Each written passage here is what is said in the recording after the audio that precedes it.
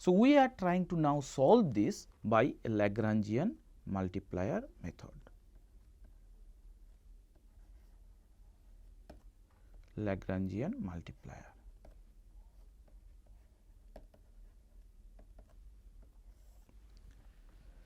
So, in Lagrangian multiplier method, what we need to do is basically to first set the Lagrangian function.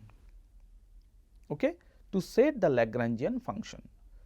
Let us say that the Lagrangian function is denoted by L, and how do you write the Lagrangian function? First, you have to write your objective function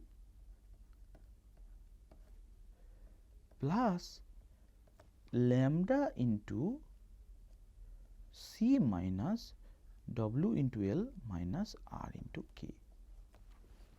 This is called the Lagrangian function. And this lambda is known as Lagrangian multiplier, or in short I will write LM.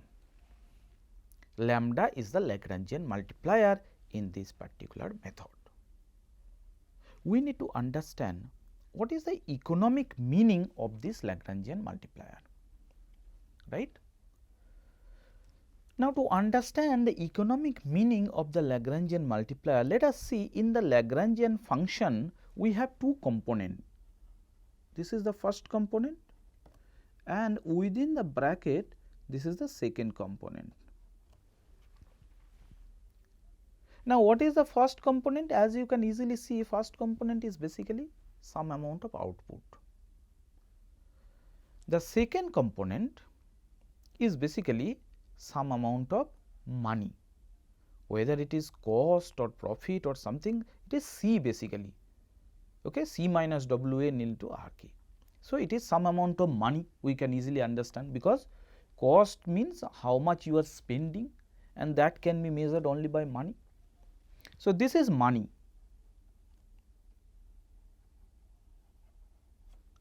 and this is output. So, that means basically, see what we are doing in Lagrangian function, we are actually adding money with output. Is that possible? Can we add money with output? No. We cannot add apple with oranges. If I ask you, you have 2 oranges and 5 apples and take the summation, it is not possible. Same logic is applicable here. We cannot add money with output, but that is what this Lagrangian function is trying to do. Then lambda plays an important role here when you are trying to take a summation of 2 different quantities, 2 different things. So, how will you add money with output? Probably you need to convert money into output, and lambda is serving that purpose. So, lambda is then basically, what is lambda? Lambda is a converter. I can easily say that lambda is a converter that converts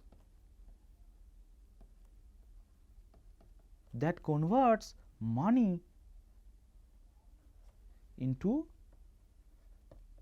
output.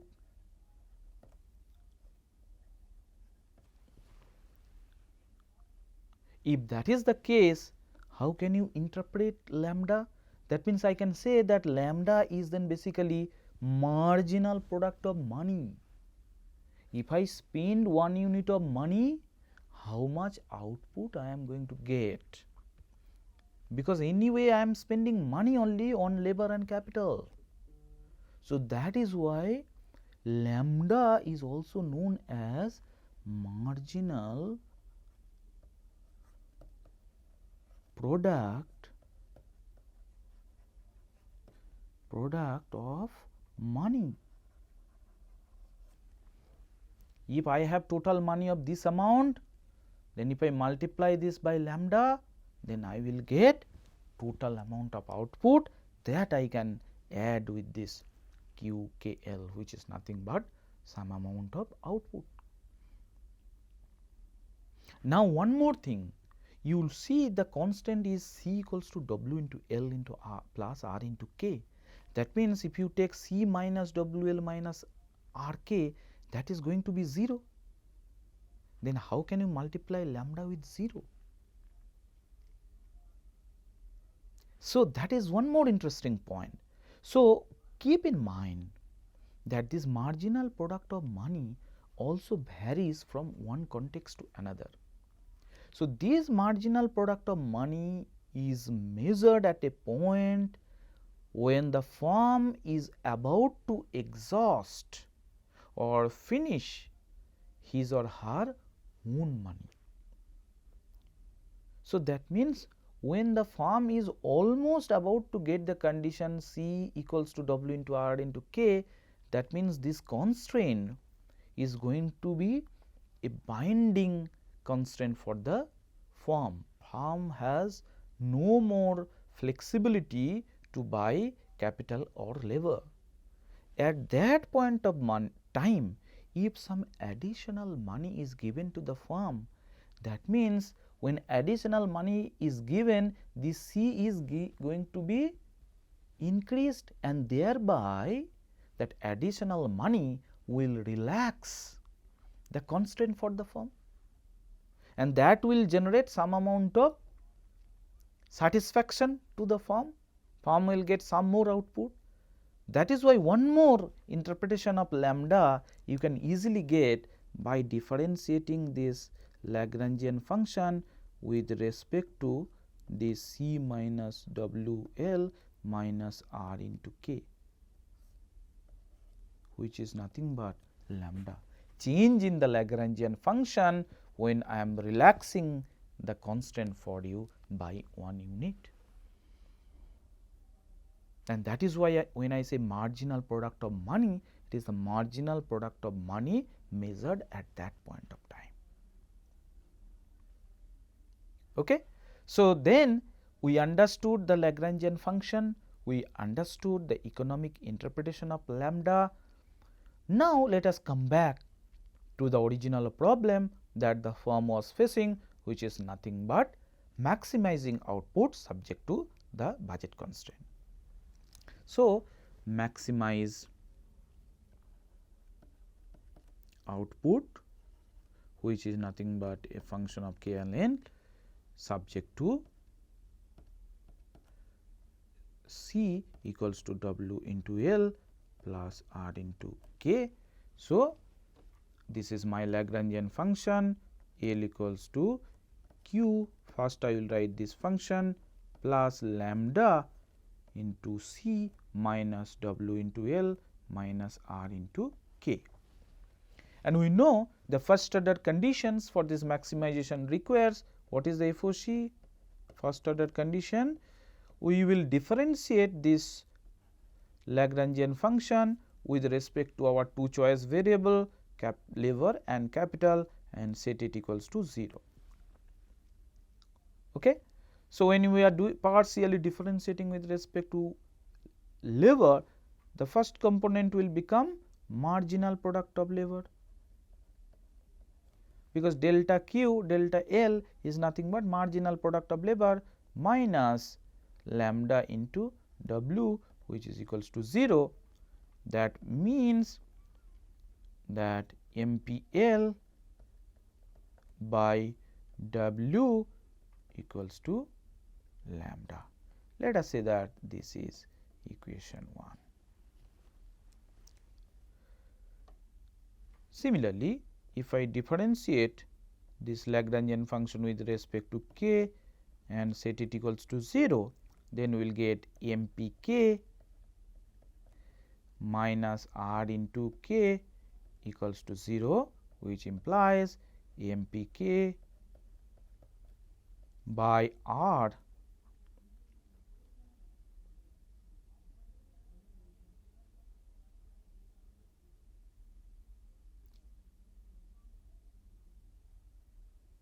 sorry, we made a mistake here. MPK by minus this is MPK minus lambda into R. minus lambda into r equals to 0. So, MPK by r equals to lambda. This is equation 2. Now, equating equation 1 and 2, if we equate equation 1 and 2, since both are lambda, we can easily say that MPL by W equals to MPK by R. Okay. All right, and therefore, MPL by MPK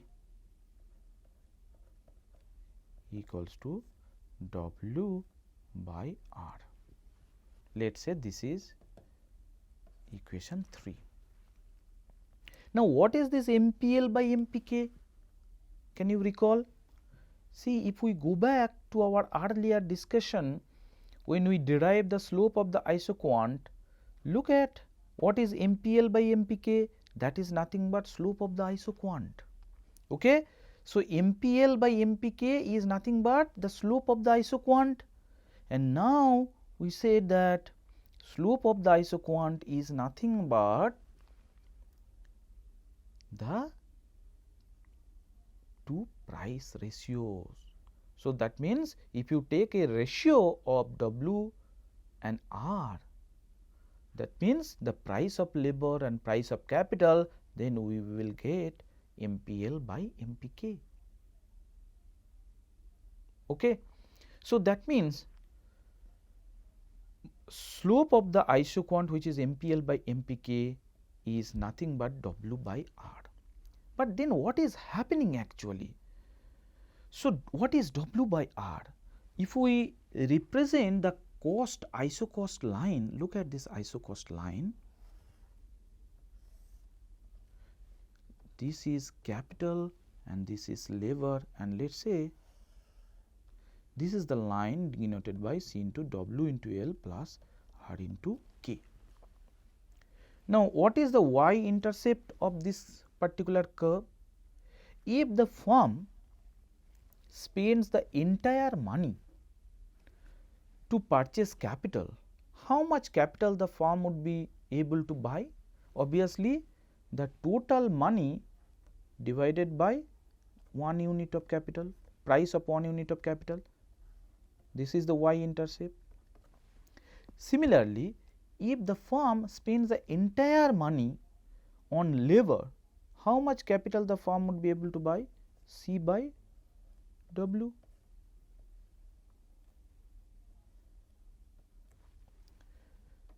Okay. So, if you take a ratio of this, then what is the slope? So, slope of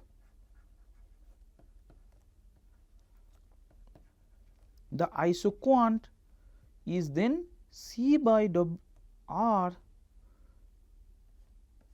divided by C by W, which is nothing but minus W by R. I am denoting minus because this is a downward sloping straight line.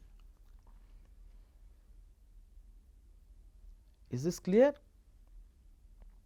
So, that means W by R is nothing but the slope of, sorry, this is not the IQ, slope of the isocost line.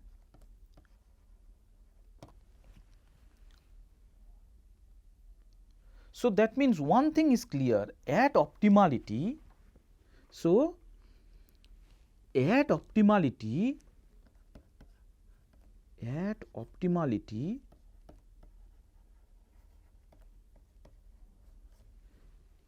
what is happening?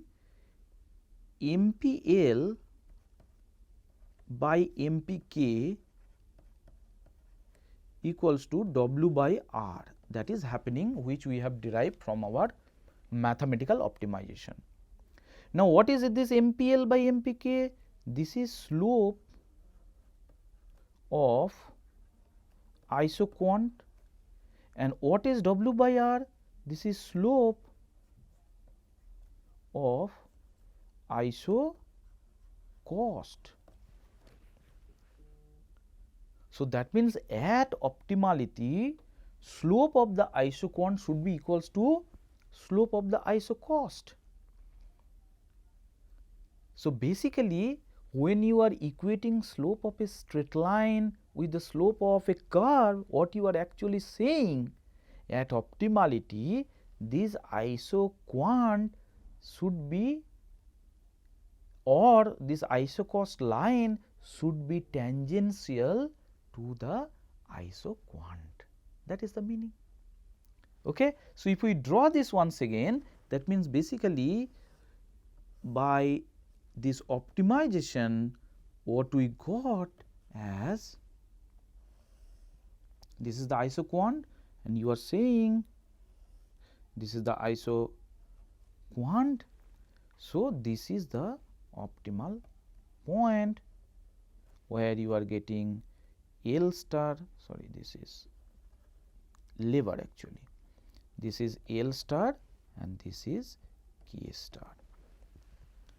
So, optimum amount of capital and lever that the firm is getting by solving that optimization problem, and that optimization problem says the optimality should be achieved at a point where slope of the isoquant is equals to the slope of the isocost.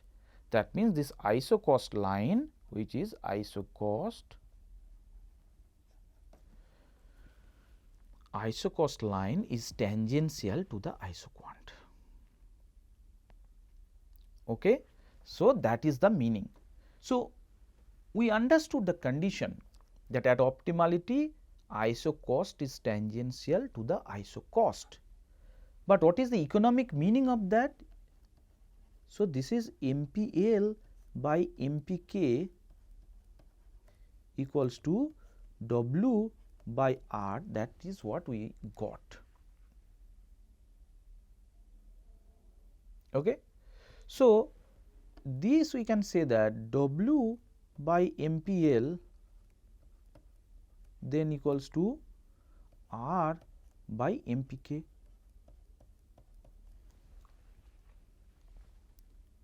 Now, what is the meaning of this W by MPL? Let us try to understand. If the firm spends W amount on labor, how much output the firm will get? W amount of money is spent on labor.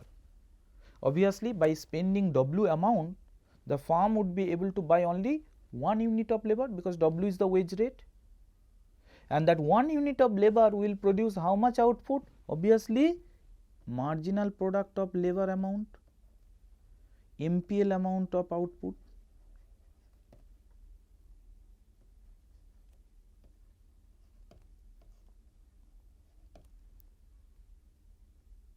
Will be produced.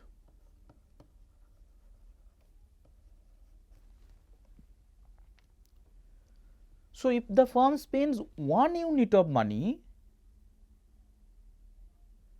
okay, instead of W amount of money, if the firm spends, so by spending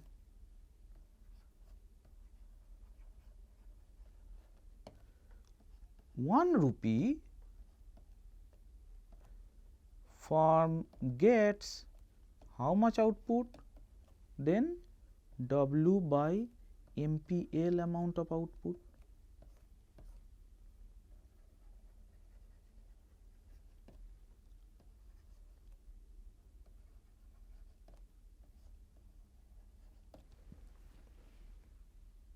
Okay. So, by spending ₹1 on labor, the firm gets W by MPL amount of output, that is the meaning. Therefore, R by MPK, so by spending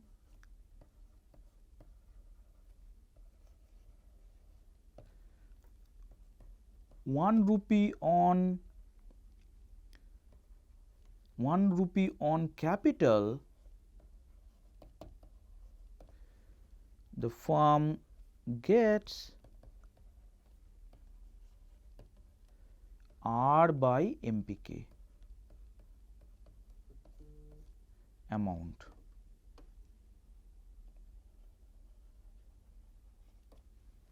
Of output.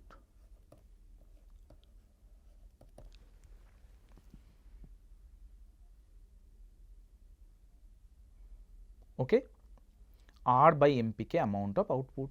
So that means what is happening when you are equating these two at the optimality? So that means what is the meaning?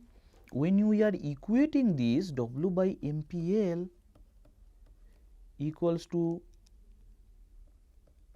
R by MPK, what is the meaning?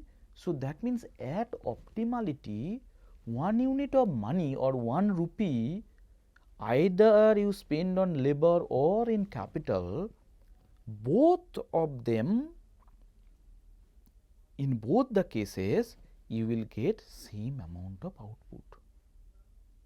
That is why the firm is indifferent at optimality whether to spend the last unit of money to capital or labor. Because if some reallocation is possible from capital to labor or labor to capital, then firm will continue to do so, right. So the firm will stop at a point when marginal product of labor and marginal product of capital out of 1 rupee is same. Okay, whether I spend my last 1 rupee on capital or labor, in both the cases I am going to get the same amount of output, and that is the meaning of this equilibrium. Okay, that is the meaning of this equilibrium. Till then, firm will keep on reallocating from capital to labor or labor to capital depending on the context. Let us assume that to start with case 1, to start with, let us say MPL, what is the condition? Let us say this is W by MPL is greater than R by MPK to start with. So, 1 unit of labor if spent on labor, 1 unit of money if spent on labor, that is giving more output than 1 unit of money spent on capital. That is the initial condition. So, how the equilibrium would be achieved then? Firm will keep on spending on labor, and if the firm spends more on labor, what will happen? This MPL will fall. Why it will fall? Because the nature of the production function is this. Let us say this is your Q and this is labor. The nature of production function is this. This is Q equals to F of L. So, initially it will increase and then it will fall, and this is happening due to diminishing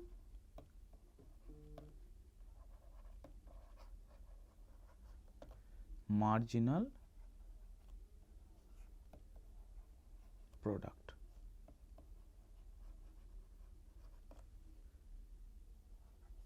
Of labor. So, as you keep on increasing labor, so output will get diminished. Marginal product of labor is positive, but it will diminish after some point of time. More labor will lead to congestion, labor congestion, right. That is why output will diminish instead of increasing. And that is the reason initially when the W by MPL is greater than this, firm will employ more money on labor. More labor employment will lead to a fall in MPL. If MPL falls, then what will happen? That means this entire thing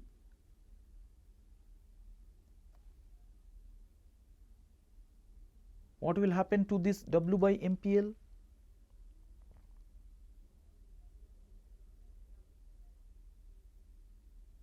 Okay. So, MPL is falling.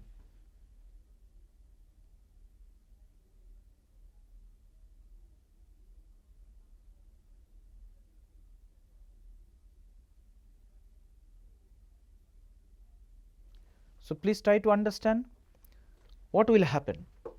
To start with, what we see that W by MPL is greater than R by MPK.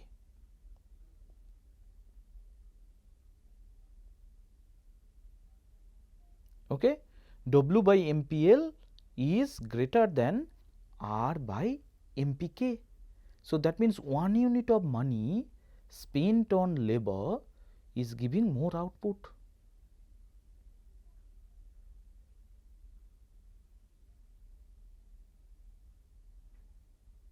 So, this we can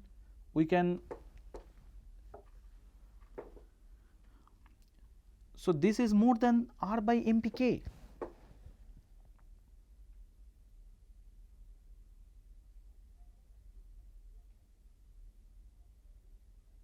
Okay. So, how the optimality would be achieved? Because at optimality we need MPL W by MPL equals to R by MPK, or indirectly we can say that MPL by, this was the condition, MPL by MPK equals to W by R, that is what we saw. So, MPL by W equals to MPL by W equals to then MPK by R.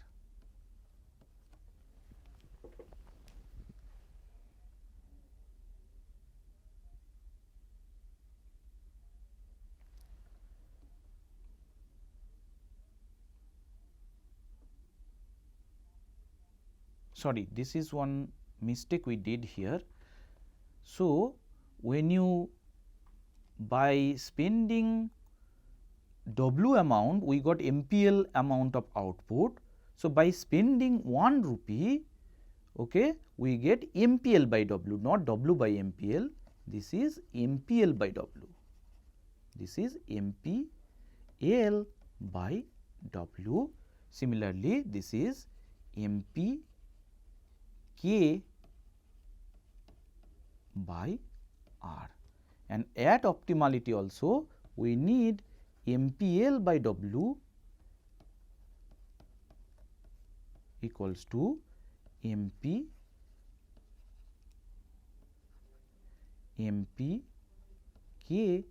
by R. Okay. So, this is let us say this is MPL by W is greater than MPK by R. All right. So, to start with, when you have this, that means return from labor is more than return from capital, you will spend more on labor. So, marginal product will fall because of this diminishing marginal product, and again you will get MPL by W. If this falls, then after some point of time you will get this condition back. Even though to start with MPL by W is actually greater than MPK by R, after some point of time this optimality would be achieved. Okay. Similarly, case 2 also same.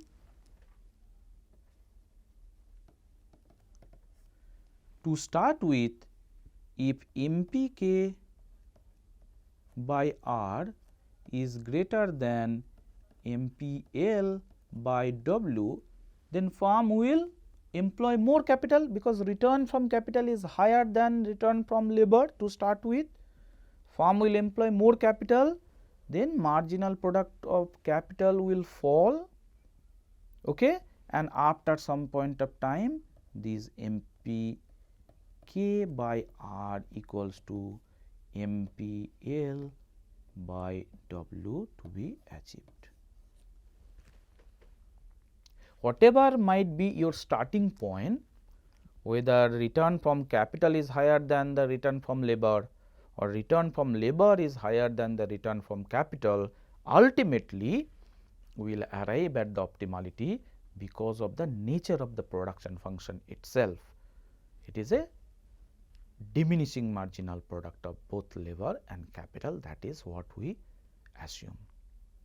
So, this is all about the production function, and the role of economist is to understand whether we are getting maximum output given the input bundle and technology, and how they are doing it. The firm is doing it by equating this condition, okay, by equating this condition where,